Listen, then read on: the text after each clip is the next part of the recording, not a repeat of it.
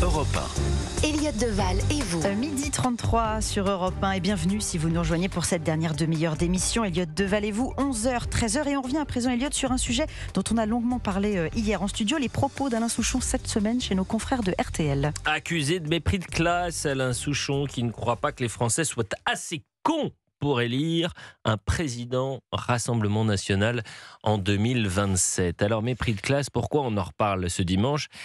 C'est parce que la ministre Amélie de Montchalin, qui était l'invitée du grand rendez-vous sur Europe 1, a mis une pièce dans ce jukebox poussiéreux de la bien-pensance de gauche, qui méprise peut-être un peu trop d'ailleurs les Français, qu'ils soient d'ailleurs, qu'ils soient du côté du Rassemblement National, ou alors de la France Insoumise. Amélie de Montchalin, écoutez-la, c'est très intéressant parce qu'elle va échanger, vous allez l'entendre, avec Yohann Usaï, qui lui demande, mais enfin, traité de con, vous condamnez quand même. On dit des lecteurs qui sont potentiellement cons, des Français qui sont potentiellement cons.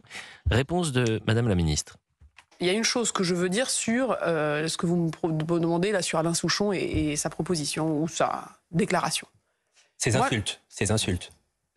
Ces insultes, peut-être. Oui, certainement même. Traiter quelqu'un de con, c'est une insulte. Bon.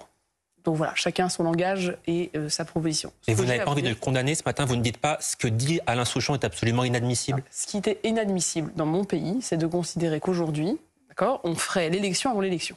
Donc il y a un moment donné où les Français voteront, et moi je peux vous dire que je vais m'engager résolument pour faire la vérité et la transparence sur en quoi le RN et LFI, Marine Le Pen et Jean-Luc Mélenchon sont des gens qui proposent aujourd'hui quelque chose de dangereux pour notre pays. Dangereux parce que pas cohérent, parce que c'est de la bêtise. De la bêtise, de l'incohérence. Elle parle de déclaration. Yohann Usaï, journaliste politique à CNews, qui dit déclaration, non, c'est une insulte. Bien sûr.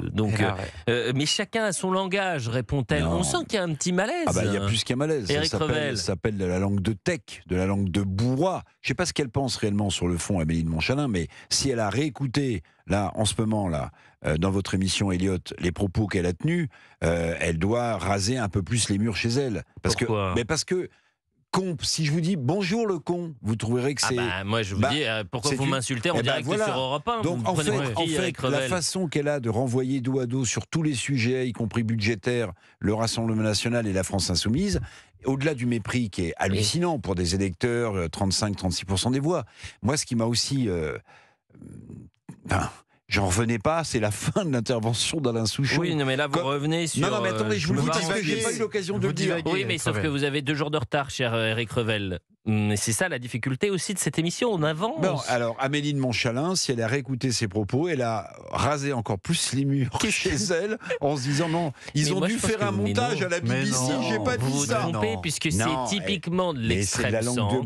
Non, c'est pas de la langue de bois, c'est de l'extrême centre qui considère... Je veux pas croire un seul instant qu'une personne aussi intelligente qu'elle puisse considérer que con n'est pas une insulte. Rappelez-vous ce que disait Emmanuel Macron, j'adore être dans une gare, parce que dans une gare, il y a les gens qui sont et il y a les gens qui ne sont rien. Rappelez-vous de son bras droit, Monsieur Legendre, qui disait...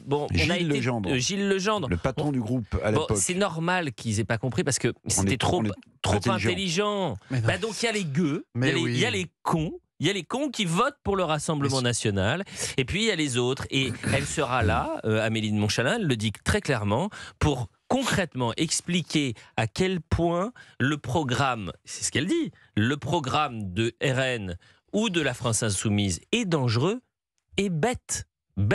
Elle parle de bêtises, donc on est pile dans l'axe. Mais bien sûr, surtout Sébastien Ligné. Tous ceux qui se demandent parfois, mais je comprends pas pourquoi le RN continue de monter, pourquoi il monte jusqu'à 37% dans les sondages, je leur répondrai, en fait il suffit d'écouter Amélie de Montchalin ou Alain Souchon et vous comprendrez pourquoi. Parce qu'en réalité aujourd'hui, il y a une partie de la classe politique qui ne comprend pas les Français, ils ne savent plus ce qu'ils sont. Et il y a une autre partie de la classe politique qui, eux, ont très bien compris qui sont les Français. En réalité, c'est tellement scandaleux de résumer le RN à une espèce de vote de gens débiles qui finalement voteraient simplement par opposition, alors que tous les sondages montrent l'inverse. Aujourd'hui, le RN, c'est non seulement un parti évidemment de contestation, avec des Français qui se disent, eux, ils n'ont jamais eu leur chance, on va leur donner, on va voir ce qu'ils vont faire, mais c'est aussi un vote d'adhésion, et pas seulement de ce que Alexandre Jardin appelle les gueux. que, c'est-à-dire que c'est un vote d'adhésion chez tous les Français. Non, moi, Aujourd'hui, je suis pas tout à fait d'accord, Sébastien, si je peux me permettre. Si je peux juste aller au bout du sondage. Chacun en même temps. Mais vous êtes allé sur la déclaration d'avant-hier. Non, je me suis arrêté. Simplement, Je vais vous dire, c'est pas un vote d'adhésion. Mais si, je suis désolé. Aujourd'hui, le RN, pas tous en même temps. D'abord, chez les chômeurs, il monte chez les retraités, il monte chez les cadres de petites entreprises, il monte chez les professions intellectuelles, il monte chez les cadres. Donc aujourd'hui, le RN, il monte partout. Okay. Donc croire que le RN, c'est toujours ce vieux vote des années 90, des gueux qui ont envie de se rebeller, c'est faux. Aujourd'hui, c'est un vote majoritaire. Que ce soit un vote majoritaire, c'est autre chose. Que ce soit un vote d'adhésion, pardonnez-moi d'en douter. Pour une raison très simple, c'est que le moins qu'on puisse dire, c'est que, budgétairement parlant, la position du RN à l'Assemblée nationale est traversée au moins par plusieurs courants. Oui, mais elle est majoritaire dans le pays. Donc, non, mais en revanche, Amélie de Montchalin, elle incarne jusqu'à la caricature les élites françaises. Les élites françaises. Or, que disent les électeurs du RN? Ils disent, les élites de gauche et de droite, on les a eu au pouvoir. Pour le résultat qu'on a aujourd'hui, se payer dans le mur. Alors certains nous disent que le RN, c'est pas terrible, mais ça peut pas être pire. Voilà ce que disent les électeurs. Donc c'est pas tout à fait, un vote d'adhésion. Vous êtes comme Amélie de Montchalin avec ce genre de propos. Mais si, parce que vous résumez le RN. Écoutez, les gens ont tellement ras-le-bol qu'ils pensent que leur vie peut changer. Mais est-ce qu'elle change? Alors, on n'en sait rien. Vous n'en savez rien. C'est quoi, quel est le programme économique que le RN appliquerait? Vous n'en savez rien, monsieur Ligné. Vous n'en savez rien. Pas tous en même temps. Éric Revel, non, je représente moi-même. Vous êtes le porte-parole de la pensée d'Amélie de Montchalin. C'est-à-dire que vous résumez simplement le RN à un vote de contestation, alors que ce n'est pas vrai, et tous les sondages le montrent, sur toutes les priorités des Français, le pouvoir d'achat, l'insécurité, l'immigration, la justice, l'Europe, les solutions proposées par le RN sont majoritaires dans l'opinion. Sébastien Ligné, vous me permettez juste de faire une remarque, je ne veux pas me faire l'avocat du diable Éric Revel. Il dit sur le terrain budgétaire, il y a 50 nuances de RN. Voilà. C'est-à-dire que la position de Jean-Philippe Tanguy à l'Assemblée nationale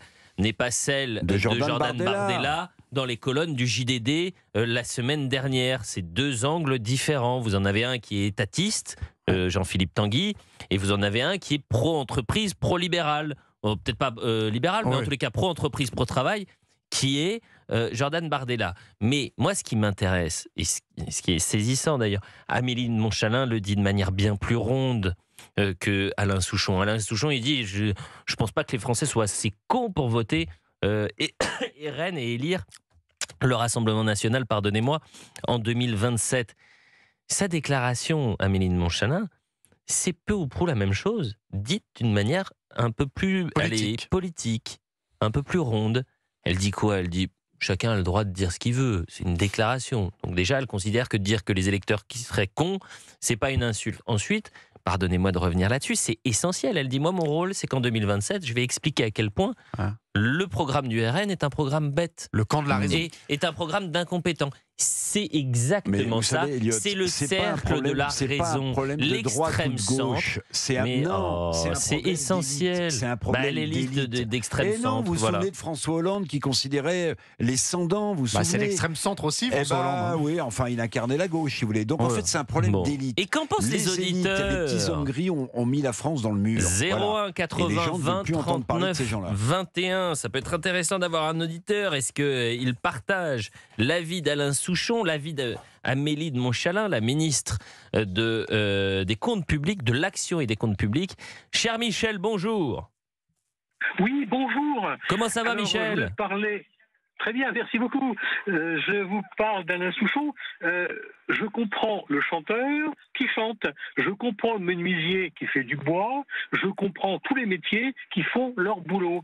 Je ne comprends pas quelqu'un qui sort de son domaine de responsabilité, je comprends quelqu'un qui, dans le silence de l'isoloir, vote pour un tel ou un tel. Donc là, M.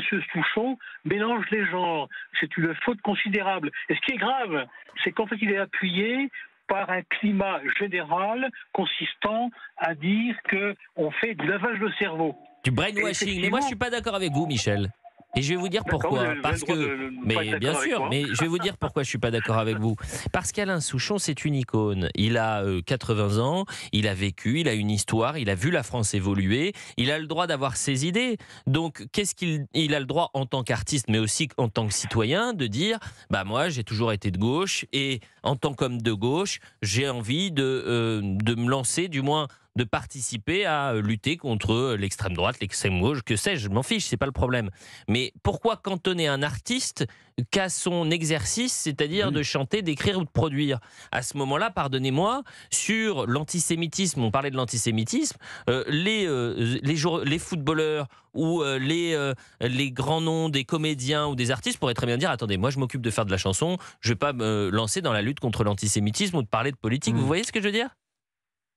Oui, mais je suis pas d'accord non plus avec vous. Eh ben, ça tombe bien, j'adore quand on n'est pas d'accord. Il faut que...